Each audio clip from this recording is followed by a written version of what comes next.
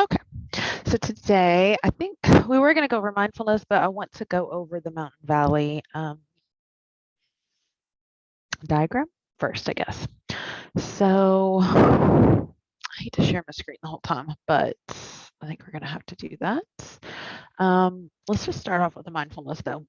You'll excuse me too.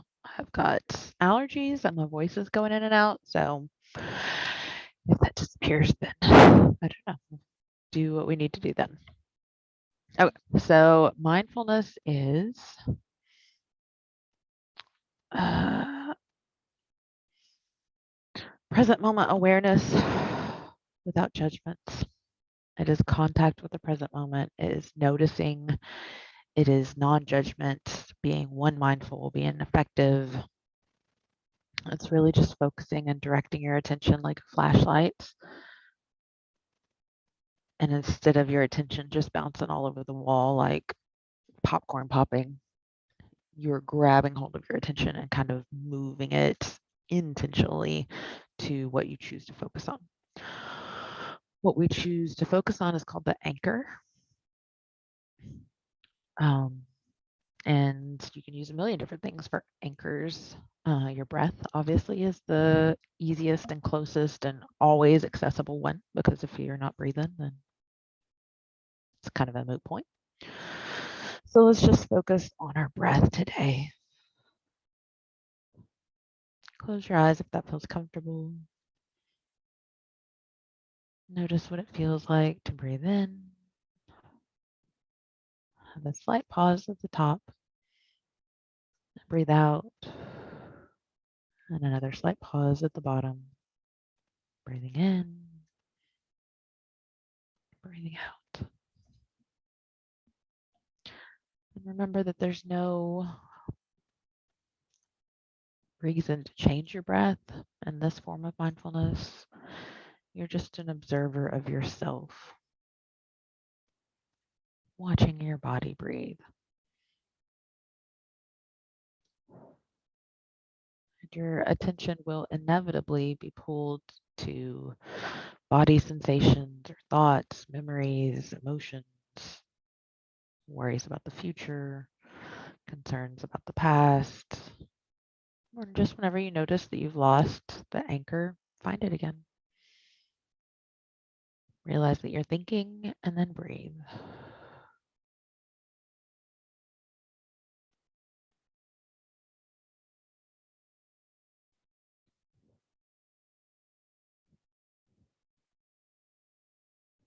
Okay, so take one last deep breath.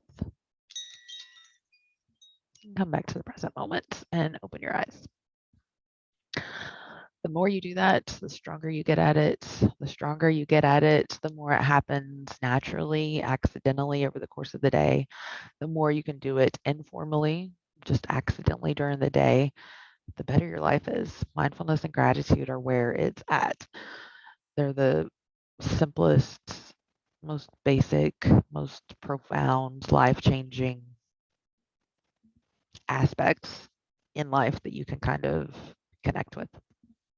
Super, super important. You can't do any of the other skills without mindfulness.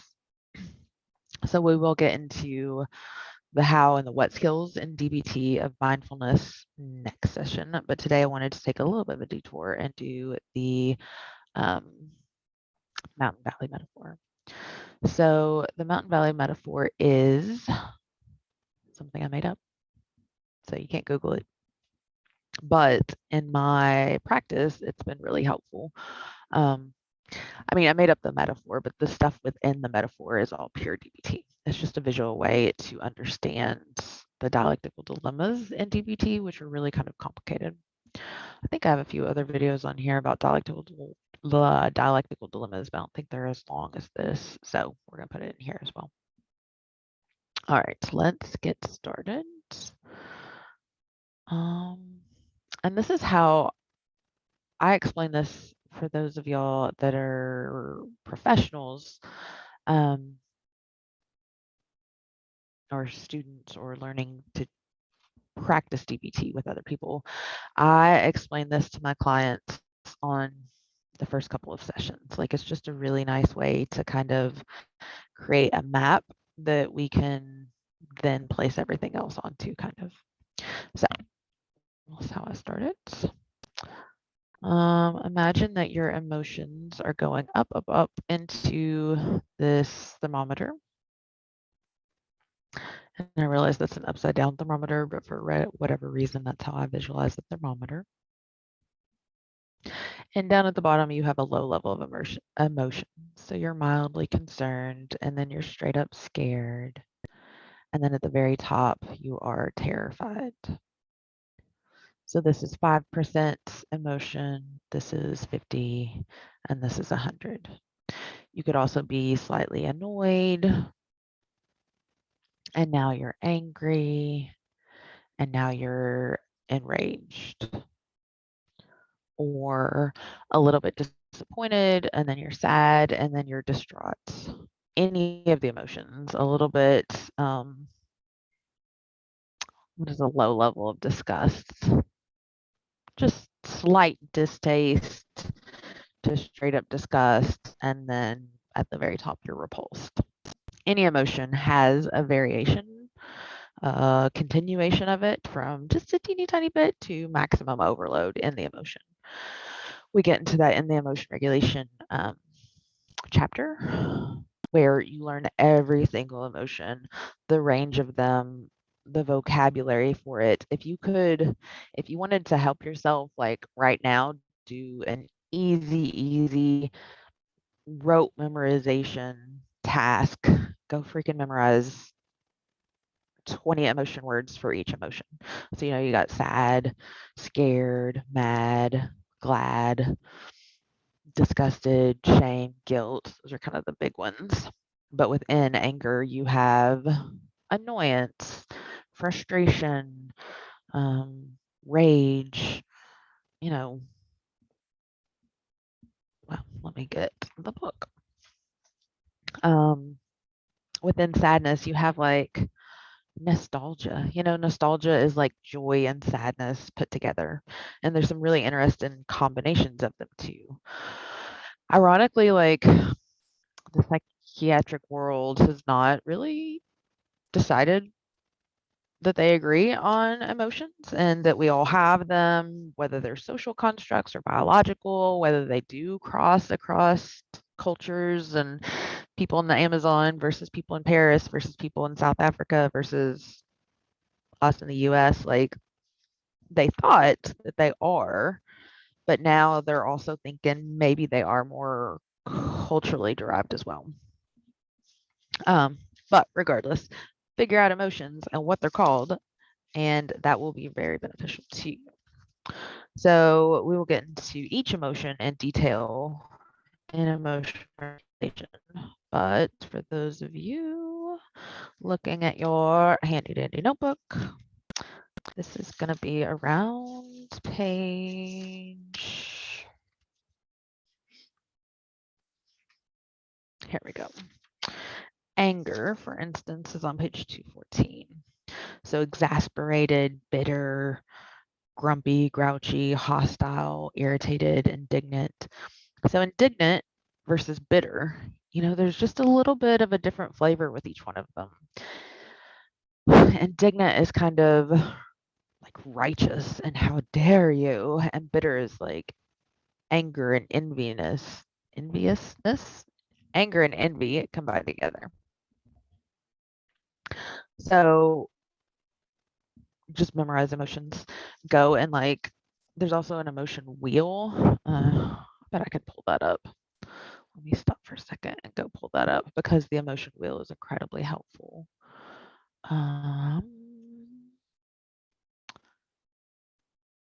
If you just Google emotion wheel and Google image it, it'll pop it up. But let me show you. There we go.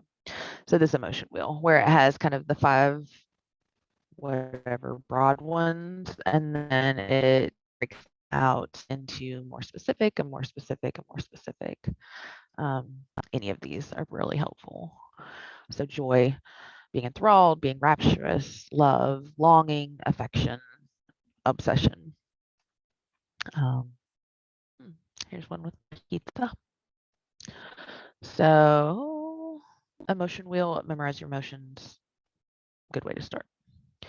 But going back to the mountain valley, why we're talking about emotions in the first place. Okay, so your emotions, this is a thermometer. Your emotions go up. As they go up and up and up, the intensity goes up.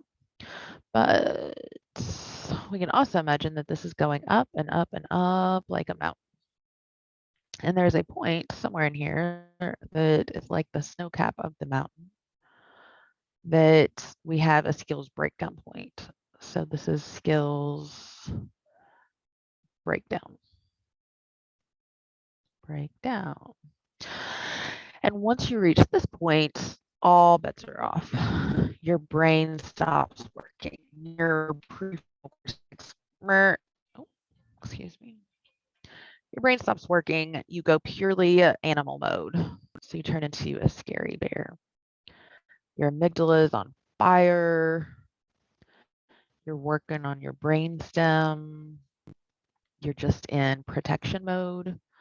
So you're in fight or flight or freeze or fawn, but mainly fight or fight up here. And you're an animal. So you're so scared that you shut down and you freeze like a deer in headlights. You're so angry that you are raging and yelling and screaming and, also knowing the physiological aspects of each of the emotions is really important. So if you're like, oh, my stomach is kind of butterflies and my heart is racing and I have tunnel vision and my palms are sweaty, you could be excited or you could be scared. A really low, dull, heavy, weighted feeling with like no energy and just a numbness. It's usually sadness. Your fists balled up together, your face kind of sneering, and forward momentum energy. You're probably kind of angry right now. And that sounds so elementary, but if you have all the other aspects that we talked about last time in the biosocial model, you probably don't know what your emotions are or what they feel like or when you should or should not have them in the first place. Like, it sounds like we should all just know, like, oh, I'm angry right now. But if you had anger when you were a little kid because your toy broke and your dad was like, don't worry about that. It's not a big deal. You're not angry. Like, you didn't even care about that. You're like, oh, I thought this emotion was anger. I guess it's not. I just feel bad. Like all the emotions are just bad or good. And we really need to pull them apart and be like, no, it's not just bad or uncomfortable. It is anger, it is sadness, it is fear. And really knowing what your body does, knowing what your body should do, knowing when you should have those emotions, when it's justified, when it's realistic, when it's helpful, when it's effective, all that stuff, super important. And that's the kind of stuff that you can go research on your own and just learn. So, okay, now I know that condescension is a type of disgust. Huh, yeah, okay, I get that.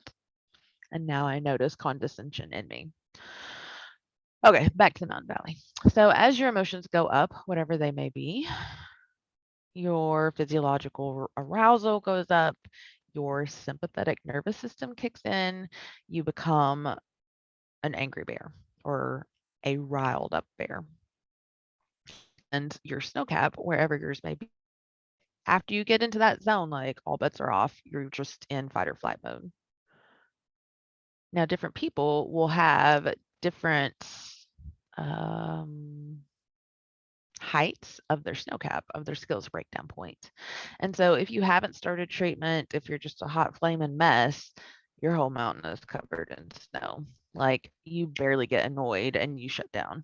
You barely get a little bit disappointed and you lose your stuff. You have a tiny bit of disgust and you just run away from whatever the situation is.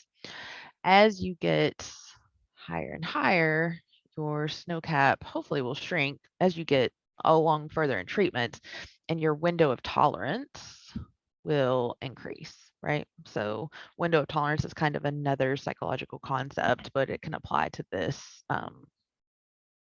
metaphor. Okay, I'm going to try to draw halfway neatly so that y'all can read it. So going back, the emotion thermometer, the emotional mountain, the snow cap, skills breakdown. So up here, this is where we use distress tolerance skills. This is polyvagal stuff, anything to calm you down, anything to decrease your heart rate, lower your blood pressure, bring your prefrontal cortex back online, be able to think, be able to breathe. We actually want to decrease the amount of oxygen in you, so that we're doing like a manual override of the system, because the system is like a car alarm that is just like blaring once you get into the snow cap. And if there's not real danger, if there's not something that we actually need to run away from or fight, then we want to go in and do a manual override and get out of this snow cap in a healthy manner. So all these distress tolerance skills will help you tolerate it until you are back out of the snow. And over here, your brain is functioning and you can think your way out of the situation or process the emotion or whatever. But if you're in that snow cap, you have turned into an animal. You just need to calm down. It's the only thing you can do up there. You can't problem solve. You can't check the facts. You can't have a rational discussion. You need to go and calm down. And that's what the whole module of distress tolerance.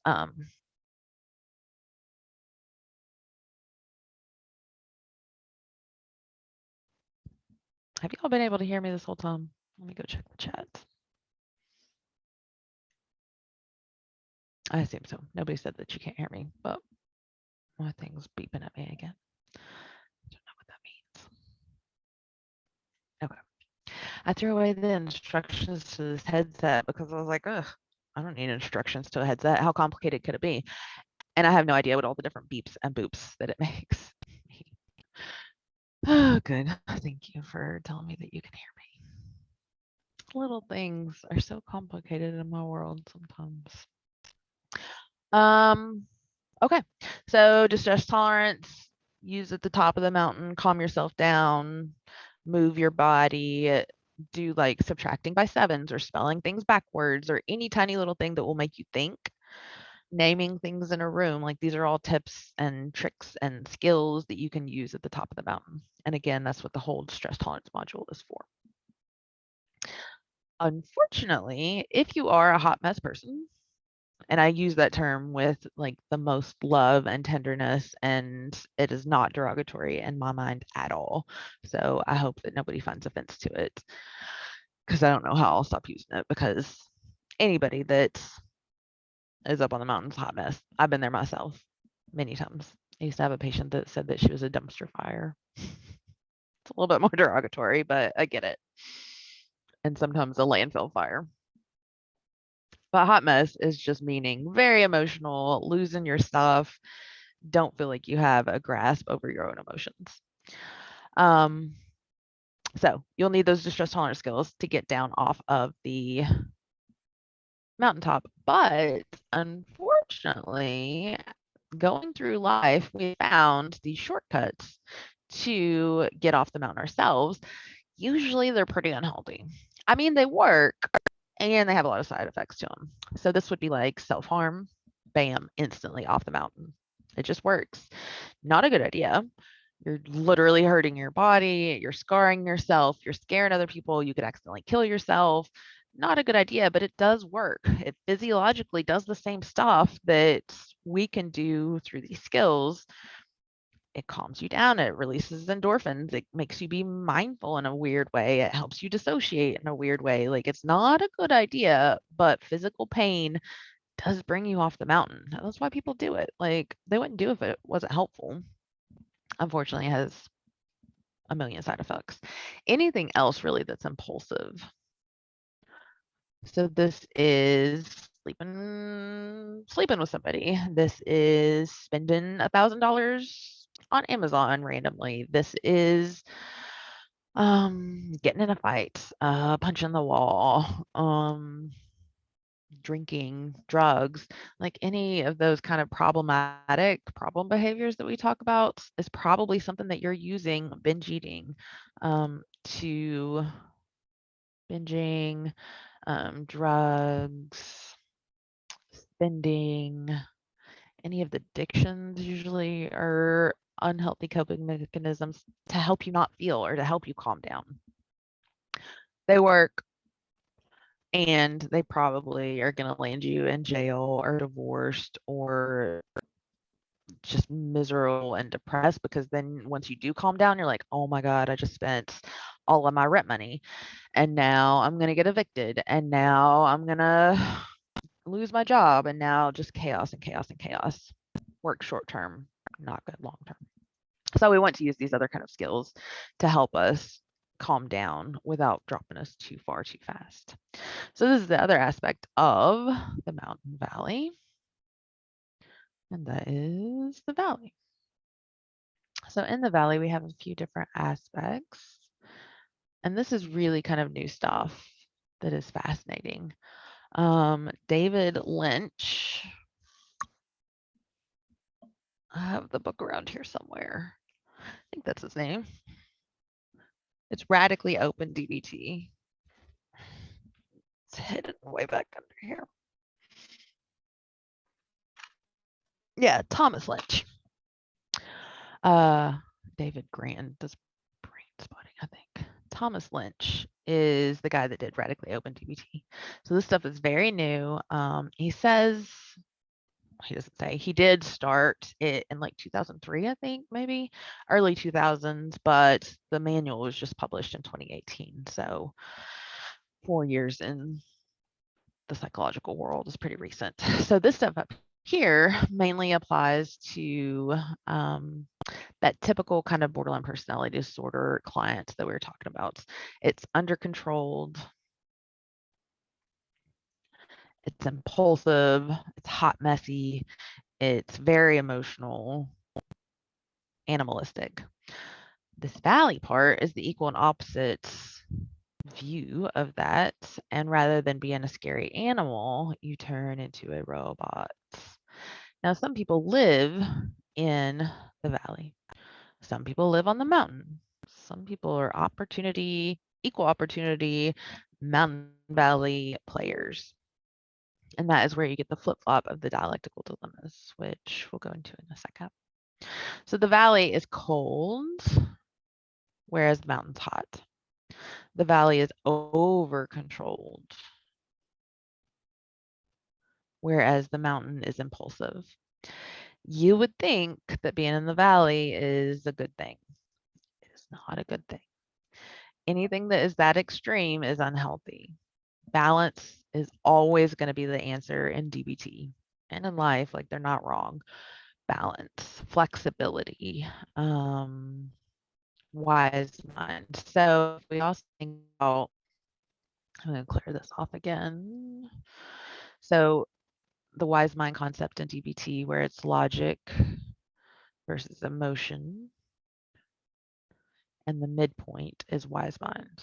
So logic mind versus emotion mind. This is where I got this idea of turning it into a mountain valley, because this is just that Venn diagram turned on its side. And then that turns into the mountain, and this turns into the valley. So logic, valley, emotion, mountain. Okay, so our society, back to the mountain, I call this the peaceful prairie.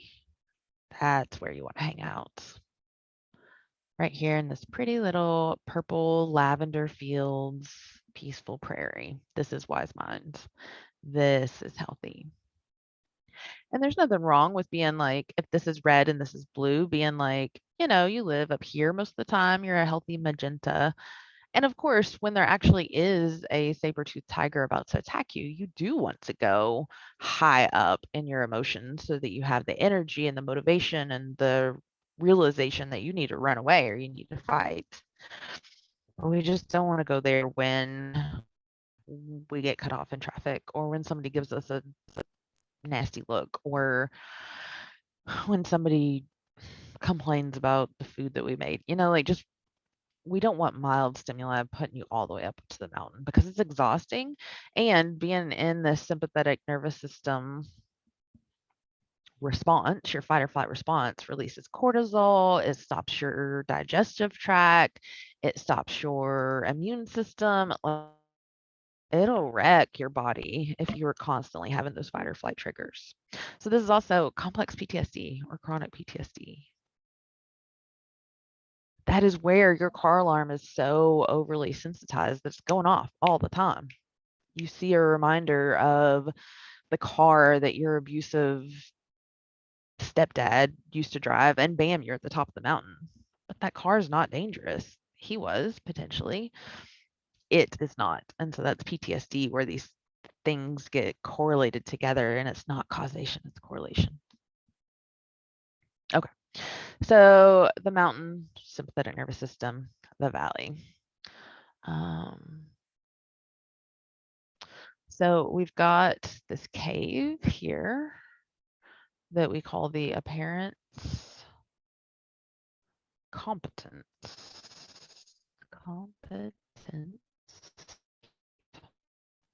And at the front of this, we lodge this big old pretty diamond. And this is what we let people see. Oh my God, we made such a good food for the bake sale. We don't put behind there that we spent all of our money on the supplies because we're broke, because we have a shopping problem. We don't let anybody see that we're a hoarder or that we compulsively shop. We just show like the immaculate cookies that we made for the bake sale or how wonderful we are at work, whereas they don't realize you're a workaholic and you're going home and spending like all night doing this tiny little thing and redoing it and redoing it. All they see is the finished product. So parent competence can really prevent you from getting the help that you need because you're terrified of letting people actually see your vulnerable, true, normal, average, struggling self. And so nobody ever helps you. In fact, they put more stuff on you. So we've got the parent competence cave, but we've also got this lava pit of inhibited grief. Marcia calls it inhibited grief, but it's really inhibited just emotion, period, in my mind. This is where you put all the stuff that you don't have time to deal with. My husband didn't get me the gift that I really hoped he would for our anniversary. I'm really disappointed, but I don't want to ruin our night, so I'm gonna shove that disappointment in there and just it's fine. My mom wasn't the mom that I wanted her to be, but I had to like take care of my other siblings, so I'm gonna shove that disappointment in there, or the anger, or the sadness, or the fear, or the guilt, or the disgust, or whatever you don't want to feel.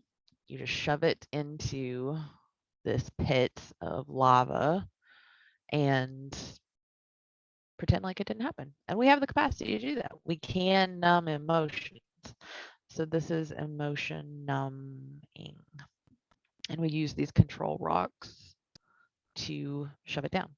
I'm really worried about my grandfather's health, so I'm going to control everything that I eat because somehow that's going to be connected. If I only eat orange foods, or if I only eat 400 calories a day, or if I only do whatever kind of control tactics, then this other thing will also be okay. It doesn't make sense, but it does work. Just like up here, the impulsive things help us to not feel. Over here, the control things help us to not feel.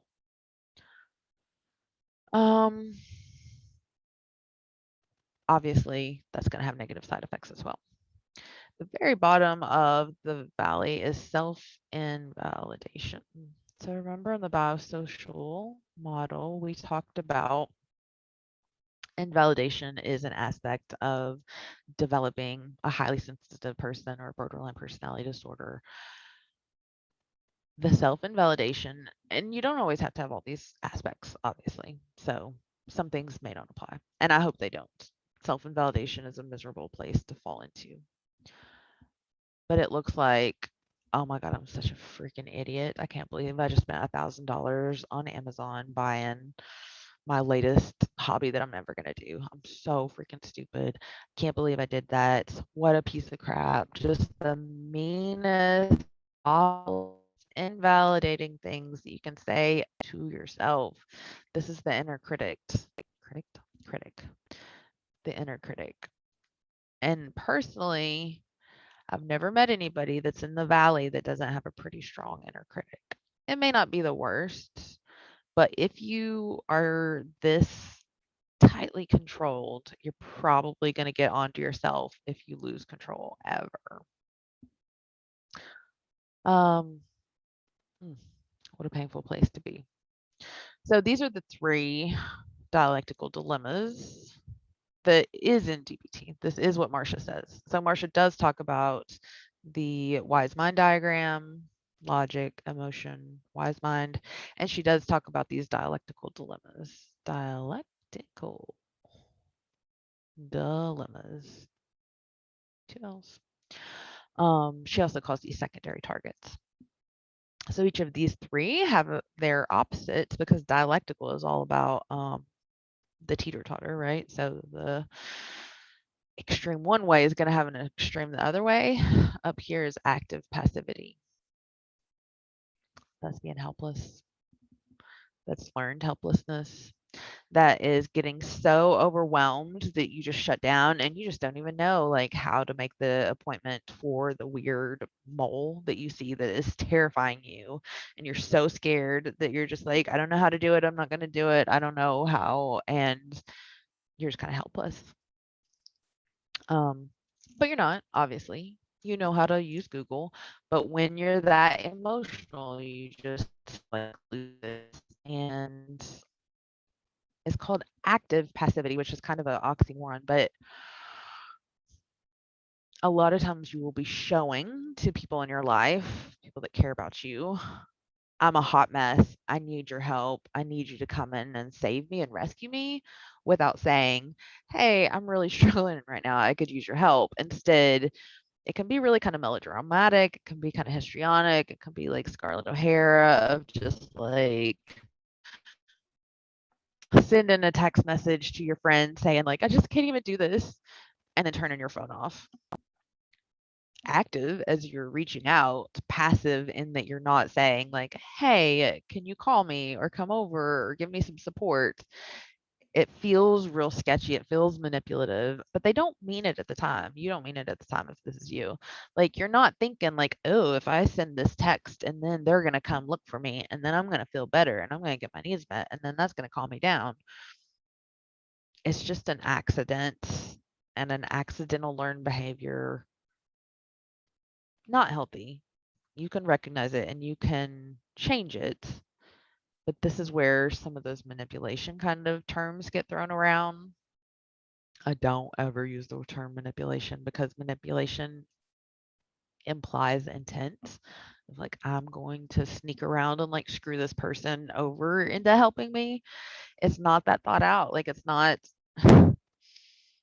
that gives them more credit than they are, than they should have. It's just this biological kind of reaction. Okay. Let's see. Active passivity is the opposite of apparent competence. The opposite of inhibited emotion is unrelenting crisis. And don't worry if you're trying to understand the scribble. I'm about to show you a picture that it's all typed out on. So I should have told you that before. Unrelenting crisis. You spent all your money because you were upset, because you have this whole dam worth of emotions blocked off and it's overflowing. You have a whole closet worth of emotions that you've been shoving stuff in and it's overflowing. You have a junk drawer of emotions that's overflowing. It's going to break. And when it does, now you spent your rent money. Now you've had a fight in the parking lot and the cops are called. Now you're getting fired because you punched the wall. Like, crisis after crisis after crisis, which of course leads to emotions, which you then like invalidate yourself for and yell at yourself for, or you do something else to get out of that emotion, and then it's just this never ending cycle. And the very top is emotional vulnerability. I'm not even going to worry about writing that because I'm going to show you a much prettier version that is legible.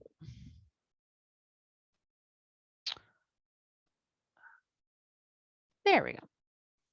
So here's the mountain, here's the valley. I don't know if I can draw on this. Oh, look, I can. So here's apparent competence cave. This is the inhibited emotions that are built up into this lava pit. These are the control rocks, etc. And here are the dialectical dilemmas. That's a little bit unreadable, but remember that the top is biological, it's too hot, it's impulsive. The bottom is social. This is called a vacant valley because it is lonely down there. To be a robot, to have no emotions, you don't get to have relationships and you don't get to have fun. We can numb our emotions, but we cannot selectively numb them. If you refuse to be sad, you aren't allowed to be curious. If you refuse to never ever be angry at all, you can't actually have like curiosity and wonder and joy. So all the positive, comfortable, pleasurable emotions, joy, love, curiosity, wonder, awe, hope, um, humor, um, humor's not an emotion, but mirth, I guess. You don't get to have those if you're not willing to have the other ones. It's this Pandora's box kind of thing. Like you can have the good stuff if you allow the uncomfortable stuff. And those emotions feel really dangerous and bad and scary, and you cannot have them. Turns out that you can.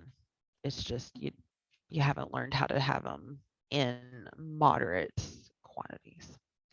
So that's that animalistic scary bear in a much prettier version. So extreme emotion mind, you're going.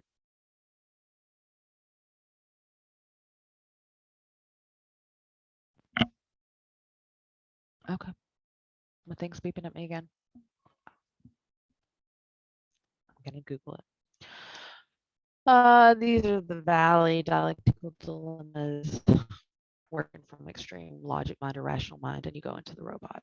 These are images to put with the dialectical dilemmas. So that emotional vulnerability is an emotional burn victim. It's one of Marcia's terms, where until you get skills, and are skills are what is going to cool you down and warm you up. So to get out of the valley, you got to warm up, lighten up, be more flexible, allow some emotions, a lot of exposure therapy with emotions, flexible, spontaneous, social. That's how you get out of the valley. Getting out of the mountain, logical, um, calming your body down, growing a thicker skin. So the emotional vulnerability is just that burn victim of like somebody looks at me the wrong way and it literally feels like they're stabbing me in the chest. Not being dramatic, like not being histrionic, not making it up. It really does feel that bad. So again, it's not manipulation when somebody is like falling on the floor because you looked at them wrong. They genuinely feel that painful. Not that it's okay for them to fall on the floor. Like you still need to you need to grow, you need to learn, you need to change, you need to get some degree of control, but don't over control. The active passivity is that looking helpless, like, oh, I have a tire iron, but I don't know what to do. And I'm kind of showing everybody that I need help, but I'm not directly asking for help. The unrelenting crisis is the flood of inhibited emotions breaking and then just destroying your life. Apparent competence, carrying in all the groceries and dropping them. Self-invalidation, being mean and yelling at yourself.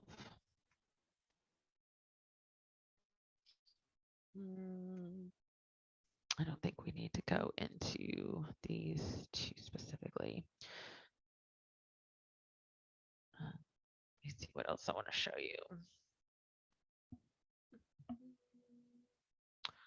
I think that might be about it. Just remembering that to, to fix it, to get out of it, we you warm up in the valley. An aspect of that is when valley people, This is your perfectionist. This is your OCD people. This is eating disorders like anorexia, like extreme control. Binge eating disorder, or I would say that binge eating disorder is probably a pure mountain thing, whereas bulimia is a little flip flop, right? You binge and then you purge.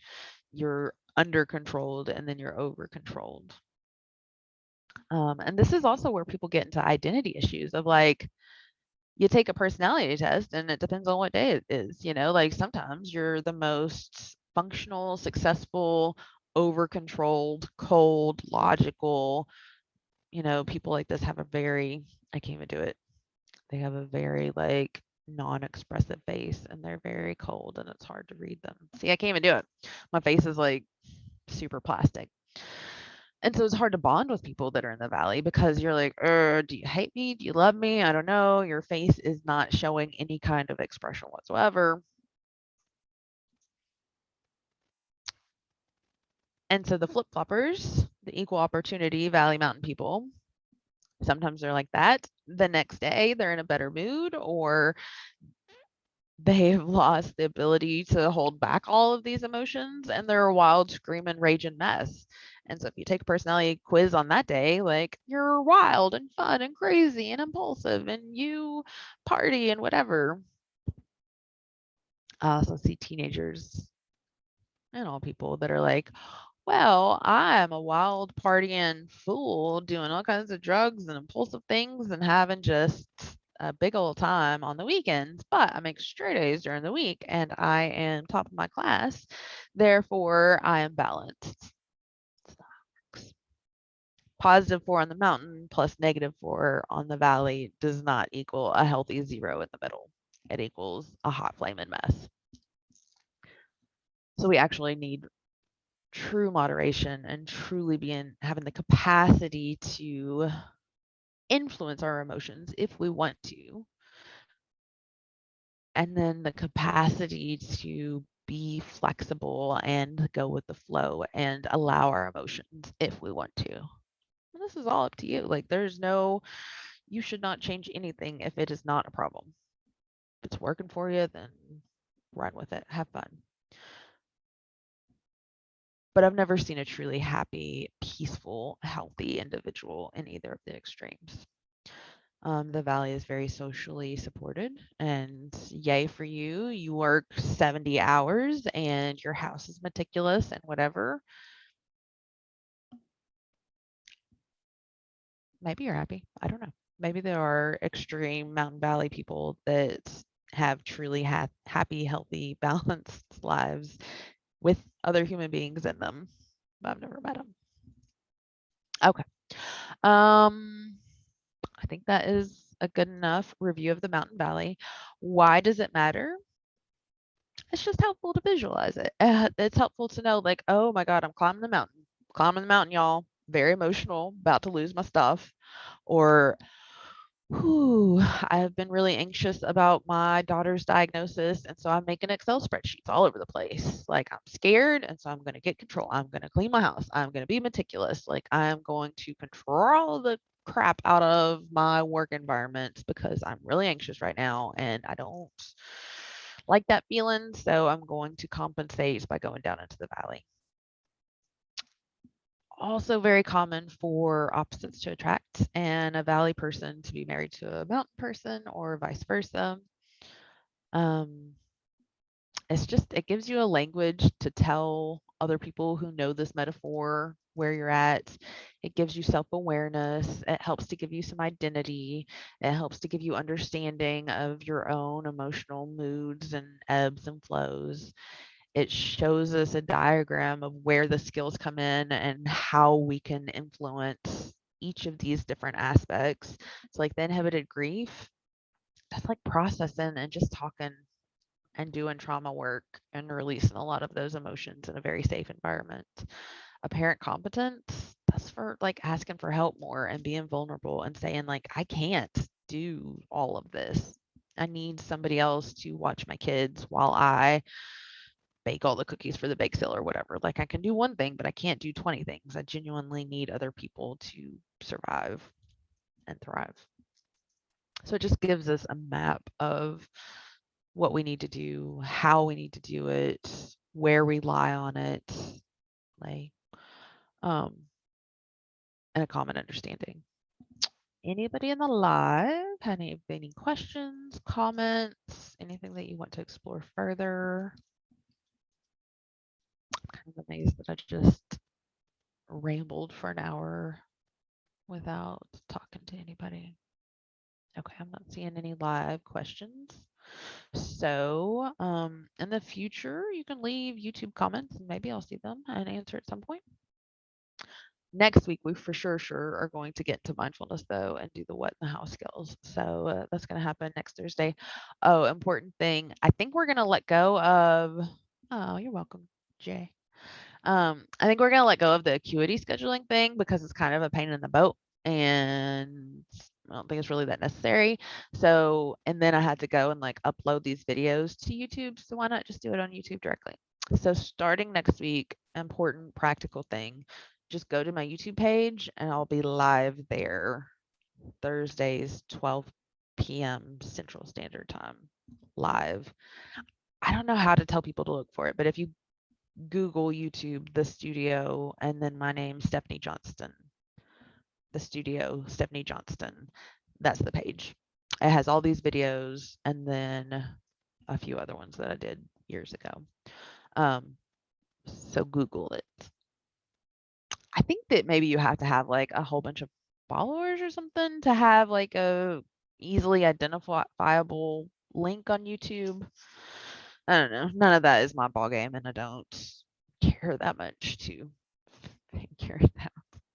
But y'all can figure it out. Just Google it. It'll be there next Thursday, noon, live there. And that way we can chat the same way, but we don't have to mess with the whole registering and all that stuff. So bye, everybody. Thanks for showing up. See you next week.